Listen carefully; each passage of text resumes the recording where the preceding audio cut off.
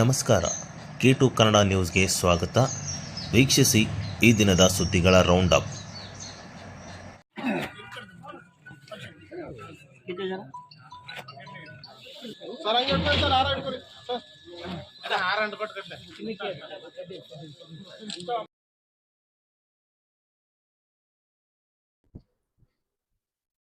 ಗ್ರಾಮಾಂತರ ಕ್ಷೇತ್ರದ ಜನಪ್ರಿಯ ಮಾಜಿ ಶಾಸಕರಾದ ತಿಪ್ಪರಾಜ್ ಹವಾಲ್ದಾರ್ ಅವರ 48ನೇ ಹುಟ್ಟುಹಬ್ಬ ಪಕ್ಷದ ಕಾರ್ಯಕರ್ತರು ಮತ್ತು ಅಭಿಮಾನಿ ಬಳಗ ತಿಪ್ಪರಾಜ್ ಹವಾಲ್ದಾರ್ ನಿವಾಸದಲ್ಲಿ ಅವರಿಗೆ ಬೃಹತ್ ಗಾತ್ರದ ಹೂವಿನ ಹಾರ ಹಾಕಿ ಕೇಕ್ ಕತ್ತರಿಸುವ ಮೂಲಕ ಅತ್ಯಂತ ವಿಜೃಂಭಣೆಯಿಂದ ಹುಟ್ಟುಹಬ್ಬ ಆಚರಣೆ ಮಾಡಿದರು.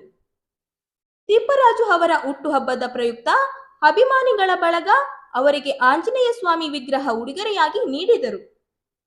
ಪರಸ್ಪರ ಕೇಕ್ ತಿನ್ನಿಸುವ ಮೂಲಕ ನೆಚ್ಚಿನ ಶಾಸಕರಿಗೆ ಹುಟ್ಟುಹಬ್ಬದ ಶುಭಾಶಯ ಕೋರಿದರು.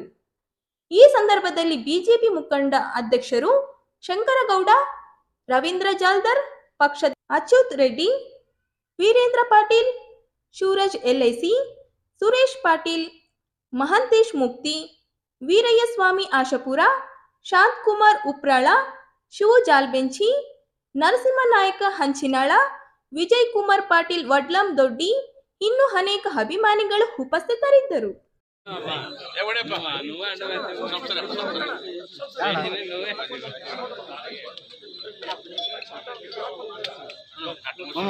హలో ఆడమమ్మ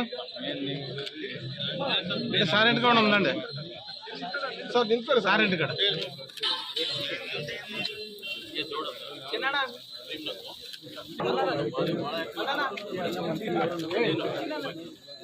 సార్ ఇలాంటి సార్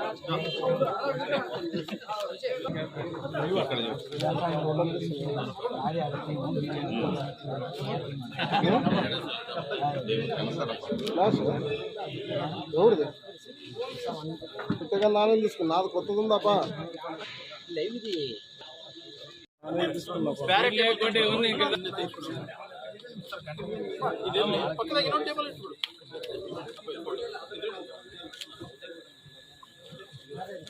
ಸರ್ ಸರ್ ಅಣ್ಣ ಮೊಬೈಲ್ ತೆಗಿರೋಣ ಅಣ್ಣ ಯಾರ್ದು ರೈಟ್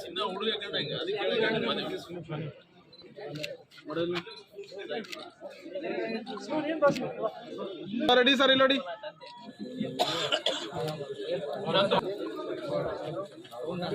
ನೋಡಿ ಸರ್ ಓಕೆ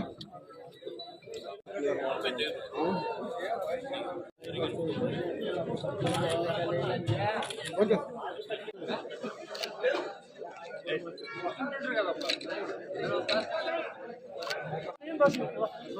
ರೆಡಿ ಸರ್ ಇಲ್ಲಿ ನೋಡಿ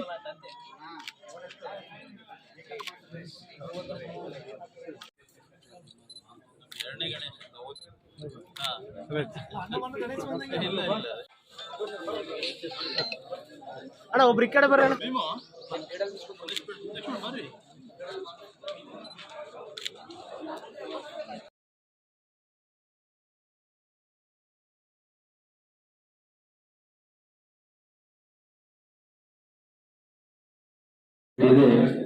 ಎಲ್ಲ ಪುರಾತನರ ನೆರೆದ ಭಕ್ತಿ. ರಾಯಚೂರು ಗ್ರಾಮಾಂತರ ಕ್ಷೇತ್ರದ ಜನಪ್ರಿಯ ಮಾಜಿ ಶಾಸಕ ತಿಪ್ಪರಾಜ್ ಹವಾಲ್ದಾರ್ ಅವರ 48ನೇ ಹುಟ್ಟುಹಬ್ಬದ ಅಂಗವಾಗಿ ತಿಪ್ಪರಾಜ್ ಹವಾಲ್ದಾರ್ ಅಭಿಮಾನಿ ಬಳಗದ ವತಿಯಿಂದ ನಗರದ ಹೊರವಲಯದ ಲಲಿತಾ ವೃದ್ಧಾಶ್ರಮದಲ್ಲಿ ವಯೋವೃದ್ಧರಿಗೆ ಅನ್ನ ಸಂತರ್ಪಣೆ ಮಾಡುವ ಮೂಲಕ ಮಾಜಿ ಶಾಸಕರ ಹುಟ್ಟುಹಬ್ಬವನ್ನು ಅತ್ಯಂತ ಅರ್ಥಪೂರ್ಣವಾಗಿ ಆಚರಿಸಿದರು. ಇದೇ ಸಂದರ್ಭದಲ್ಲಿ ಆಶ್ರಮಕ್ಕೆ ಬೇಕಾದ ದವಸ ಧಾನ್ಯಗಳನ್ನು ವಿತರಿಸಿದರು.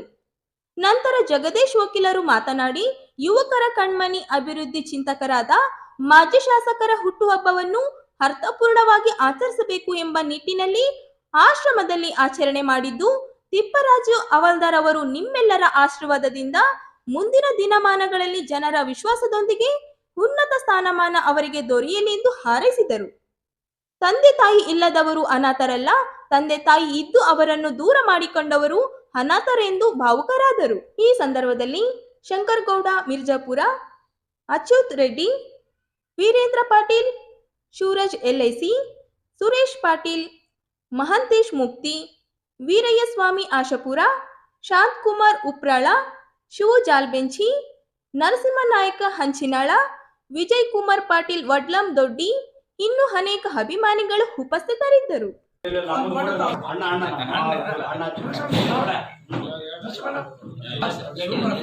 ಸ್ಪೀಚ್ ಎಲ್ಲ ರೆಡಿ ಮಾಡಿ ಕೇಳಿದ್ದೆ ಮುಗಿತು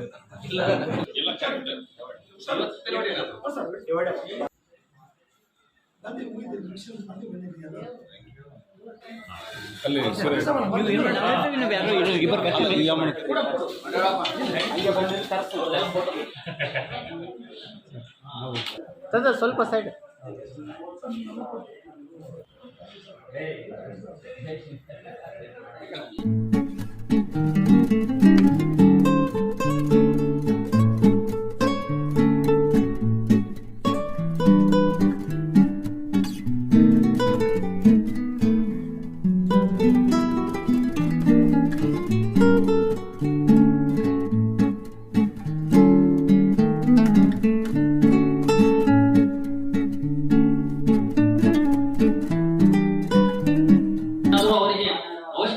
ಸಾಮಗ್ರಿಗಳಿದ್ದಲ್ಲಿ ಯಾಕಂದ್ರೆ ಎಲ್ಲರೂ ಕೊಡ್ತಿರ್ತಾರೆ.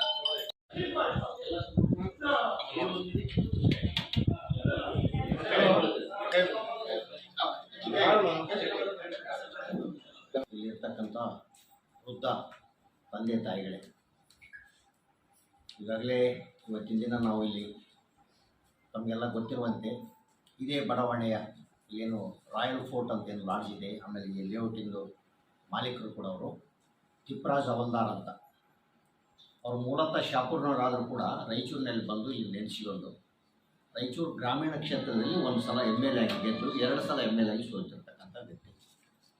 ನಮಗೆಲ್ಲ ಗೊತ್ತಿರುವಂತೆ ಅತ್ಯಂತ ಸರಳ ಮತ್ತು ಸಜ್ಜನಿಕೆ ಮತ್ತು ಪ್ರಾಮಾಣಿಕವಾದಂಥ ವ್ಯಕ್ತಿ ಏನಪ್ಪ ಅಂದರೆ, ಇವತ್ತು ಆತನ ಹುಟ್ಟುಹಬ್ಬ 48ನೇ ಹುಟ್ಟುಹಬ್ಬನ್ನು ನಾವು ಎಲ್ಲರೂ ನಿರ್ಣಯ ಮಾಡಿ ಪಕ್ಷದ ಕಾರ್ಯಕರ್ತರು ಈ ಒಂದು ಆಶ್ರಮದಲ್ಲಿ ಮಾಡೋಣ ಅಂತಕ್ಕಂಥ ವಿಚಾರಕ್ಕೆ ಬಂದು ನಾವಿಲ್ಲಿ ಮಾಡ್ತಕ್ಕಂಥದ್ದು. ಮತ್ತು ವಿಶೇಷವಾಗಿ ನಾನು ಇಲ್ಲಿ ಫಸ್ಟ್ ಟೈಮ್ ನಾನು ಬಂದಿದ್ದು, ಎಲ್ಲ ಹಿರಿಯ ತಂದೆ ತಾಯಿಗಳು ನೋಡಿದ್ರೆ ಭಾರಿ ದುಃಖ ಅನ್ನಿಸ್ತದೆ ಮನಸ್ಸಿಗೆ.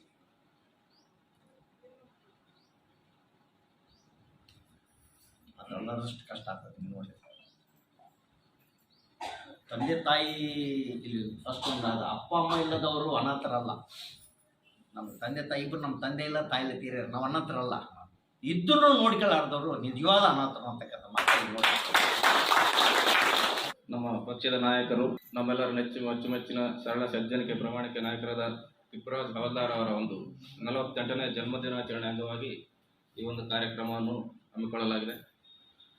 ಈ ದಿವಸ ಈಗಾಗಲೇ ತಂದೆ ತಾಯಿ ಬಗ್ಗೆ ಹೇಳಿದರೆ, ನಾನು ಒಂದು ಉದಾಹರಣೆಯನ್ನು ಇವತ್ತು ಕೊಡಲಿಕ್ಕೆ ಇಚ್ಛೆ ಪಡ್ತೀನಿ. ಇತ್ತೀಚೆಗೆ ಒಂದು ಜಾಹೀರಾತು ವಿದೇಶದ ಪತ್ರಿಕೆಯಲ್ಲಿ ಒಂದು ಜಾಹೀರಾತು ಬಂದಿದೆ.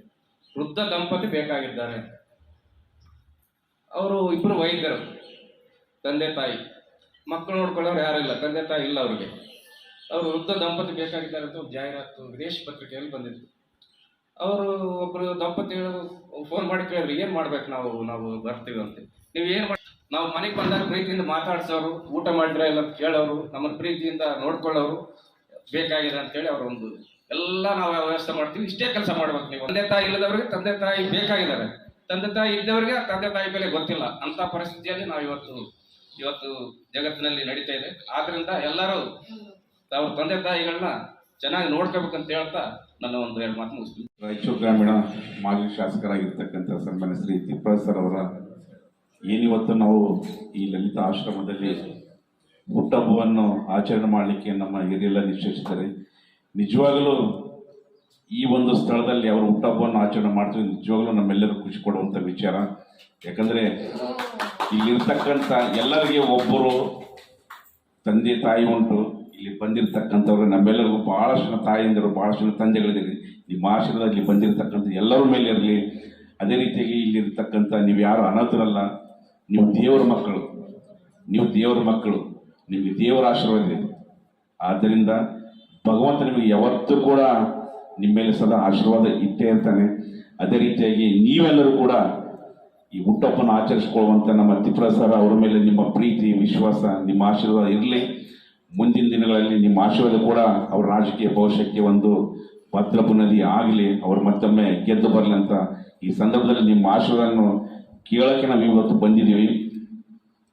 ಆ ಒಂದು ನಿಟ್ಟಿನಲ್ಲಿ ಕೂಡ ತಾವು ಆರೋಗ್ಯವಾಗಿರಲಿ, ತಮ್ಮ ಆಯುಷ್ ಕೂಡ ಗಟ್ಟಿಯಾಗಿರಲಿ, ನಿಮ್ಮ ಸದಾಕಾಲ ನಿಮ್ಮ ಪ್ರೀತಿ ಆಯುಷ್ಯ ಎಲ್ಲರ ಮೇಲೆ ಇಲ್ಲಿ ಬಂದಿರ್ತಕ್ಕಂಥ ಎಲ್ಲರ ಮೇಲೆ ಇರ್ಲಂತ ಈ ಸಂದರ್ಭದಲ್ಲಿ ಹೇಳ್ತಾ ಈ ಒಂದು ಕೇಕ್ ಕಟ್ ಮಾಡ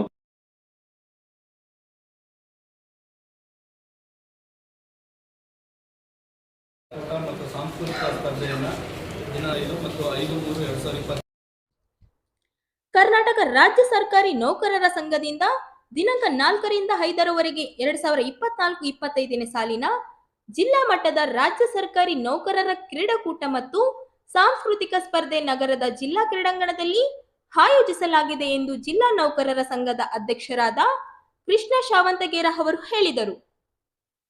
ಅವರಿಂದು ನಗರದ ಸುದ್ದಿಗಾರರೊಂದಿಗೆ ಮಾತನಾಡುತ್ತಾ ಕ್ರೀಡಾಕೂಟ ಮತ್ತು ಸಾಂಸ್ಕೃತಿಕ ಕಾರ್ಯಕ್ರಮ ಅತ್ಯಂತ ಅಚ್ಚುಕಟ್ಟಾಗಿ ನಿರ್ವಹಿಸಲಾಗುತ್ತಿದೆ.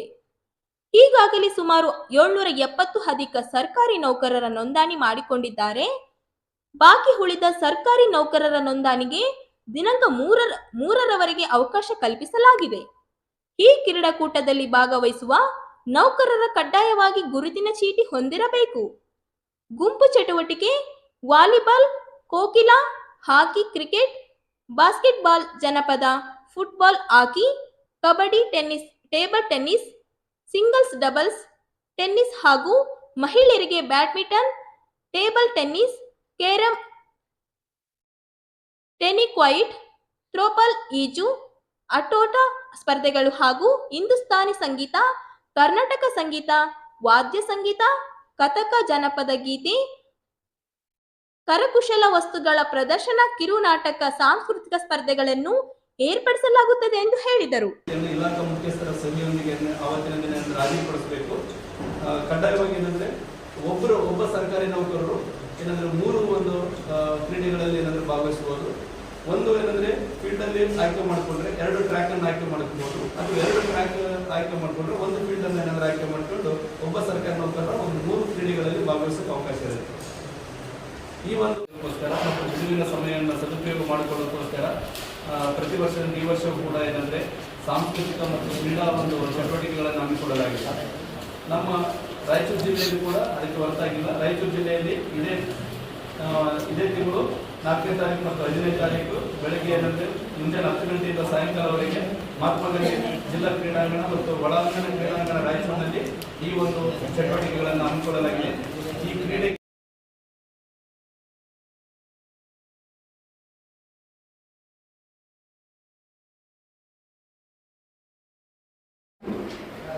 ಇವತ್ತಿನ ಪತ್ರಿಕಾಗೋಷ್ಠಿಗೆ ಆಹ್ವಾನ ಕೊಡುವ ನಿಯಮ ಉಲ್ಲಂಘನೆ ಮಾಡಿ ಕೆಐಎಡಿಬಿ ಇಂದ ಮಂಜೂರಿಯಾದ ಹಾಗೂ ವಿನಾಯಿತಿ ಪರವಾನಗಿಯೊಂದಿಗೆ ಖರೀದಿಸಿ ಸುಮಾರು 131.55 ಎಕರೆ ಜಮೀನು ಮಾರಾಟ ಮಾಡಿದ ಸುರಾನಾ ಇಂಡಸ್ಟ್ರೀಸ್ ಲಿಮಿಟೆಡ್ ಕಂಪನಿಯ ಎಲ್ಲ ಜಮೀನು ಮುಟ್ಟುಗೋಲು ಮಾಡುವ ಮೂಲಕ ಕಂಪನಿ ವಿರುದ್ಧ ಕ್ರಿಮಿನಲ್ ಪ್ರಕರಣ ದಾಖಲಿಸಬೇಕು ಎಂದು ಸಿಪಿಐ ಎಂಎಲ್ ರೆಡ್ ಸ್ಟಾರ್ ಸಂಚಾಲಕ ಆರ್ ಮಾನಸಯ್ಯ ಅವರು ಒತ್ತಾಯಿಸಿದ್ದಾರೆ. ಅವರಿಂದು ನಗರದ ಸುದ್ದಿಗಾರರೊಂದಿಗೆ ಮಾತನಾಡುತ್ತಾ ಸುರಾನಾ ಇಂಡಸ್ಟ್ರಿಯಲ್ ಇದು ಬಹುದೊಡ್ಡ ವಂಚನೆ ಕಂಪನಿಯಾಗಿದೆ.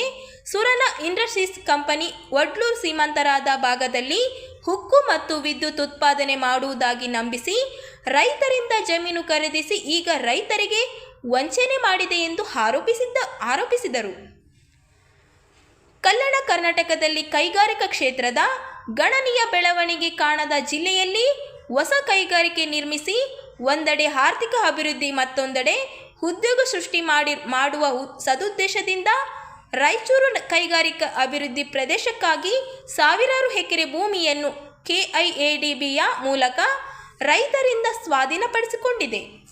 ಜಿಲ್ಲಾ ಏಕ ಗಾವಕ್ಷಿ ಕಮಿಟಿಯ ಮೂಲಕ ವಿವಿಧ ಕೈಗಾರಿಕೆಗಳಿಗೆ ಕೈಗಾರಿಕಾ ವಸತಿಗಳನ್ನು ಮಂಜೂರು ಮಾಡಲಾಗಿದ್ದು, ಅಲ್ಲದೆ ದೊಡ್ಡ ಕೈಗಾರಿಕೆ ಸ್ಥಾಪನೆಗೆ ಮುಂದಾದ ಕಂಪನಿಗಳಿಗೆ ಮೂಲ ಸೌಕರ್ಯ ಅಭಿವೃದ್ಧಿಪಡಿಸಿದ ಜಮೀನುಗಳನ್ನು ನೀಡಿದ್ದಲ್ಲದೆ ನೂರಾರು ಎಕರೆ ಭೂಮಿಯನ್ನು ಕೈಗಾರಿಕೆಗಾಗಿ ಖರೀದಿಸಲು ಸುರಾನಾ ಇಂಡಸ್ಟ್ರೀಸ್ ಇವರಿಗೆ ಕರ್ನಾಟಕ ಭೂ ಸುಧಾರಣಾ ಕಾಯ್ದೆ 1961 ಕಾಲಂ 109 ಅಡಿ ವಿನಾಯಿತಿ ಪರವಾನಗಿ ನೀಡಲಾಗಿದೆ.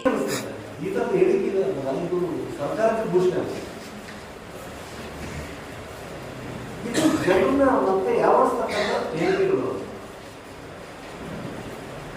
ದೃಷ್ಟಿಯಲ್ಲಿ ನೋಡಿದ್ರೆ ಹಿಂದುಳಿದ ಪ್ರದೇಶ ಅಥವಾ ಕಲ್ಯಾಣ ಕರ್ನಾಟಕದಲ್ಲಿ ರಾಯಚೂರಲ್ಲೇ ನಾವು ಉದಾಹರಣೆ ತಗೊಳ್ತೇವೆ. ಇದುವರೆಗೆ ಎಷ್ಟು ಬಂಡವಾಳ ಹೂಡಿದ್ದಾರೆ ರಾಯಚೂರಲ್ಲಿ? ಯಾರು ಮಂತ್ರಿ, ಜಿಲ್ಲಾ ಉಸ್ತುವಾರಿ ಮಂತ್ರಿ ಇಲ್ಲ ಜಿಲ್ಲೆಯಲ್ಲಿ ಮಂತ್ರಿ ಆದವರು, ಶಾಸಕರು ರಾಯಚೂರು ಜಿಲ್ಲೆಯಲ್ಲಿ ಎಷ್ಟು ಬಂಡವಾಳ ಹೂಡಿಕೆ ಮಾಡಿದ್ದಾರೆ, ಎಷ್ಟು ಉದ್ಯೋಗಗಳನ್ನು ಸೃಷ್ಟಿ ಮಾಡಿದ್ದಾರೆ, ಒಬ್ಬರೇ ಒಬ್ಬರು ಲೆಕ್ಕ ಕೊಟ್ಟಿರ್ತಾರೆ.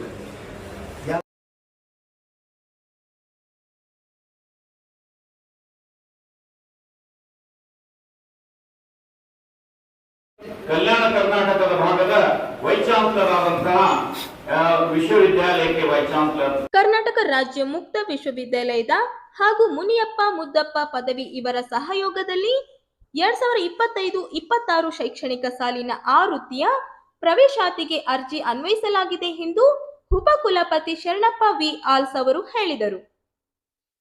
ಅವರಿಂದು ನಗರದ ಸುದ್ದಿಗಾರರೊಂದಿಗೆ ಮಾತನಾಡುತ್ತಾ, ಕಲ್ಯಾಣ ಕರ್ನಾಟಕ ಭಾಗದಲ್ಲಿ ಶೈಕ್ಷಣಿಕ ಸಾಕ್ಷರತೆ ತೀವ್ರ ಕಡಿಮೆ ಇದೆ. ಈ ಭಾಗದಲ್ಲಿ ಶೈಕ್ಷಣಿಕ ಗುಣಮಟ್ಟ ಹೆಚ್ಚಳ ಮಾಡಬೇಕು ಎಂಬ ಉದ್ದೇಶದಿಂದ ಕರ್ನಾಟಕ ರಾಜ್ಯ ಮುಕ್ತ ವಿಶ್ವವಿದ್ಯಾಲಯ ಪ್ರವೇಶಾತಿಗೆ ಅರ್ಜಿ ಅನ್ವಯಿಸಲಾಗಿದೆ. ವಿಶ್ವವಿದ್ಯಾಲಯ ಧನ ಸಹಾಯ ಆಯೋಗ ಯುಜಿಸಿ ಅನುಮೋದಿತ BA, BCom, BBA, BCA, BSc, MA, MCom, MCA, MSc, diploma ಸೇರಿ ವಿವಿಧ 64 ಕೋರ್ಸ್ಗಳಿಗೆ ಪ್ರವೇಶಾತಿ ಆರಂಭವಾಗಿದೆ. ಬೆಂಗಳೂರಿನಲ್ಲಿರುವ 6 ಪ್ರಾದೇಶಿಕ ಕೇಂದ್ರಗಳಲ್ಲಿ ಪ್ರವೇಶಾತಿ ಮಾಡಿಕೊಳ್ಳಲಾಗುತ್ತಿದೆ ಎಂದರು.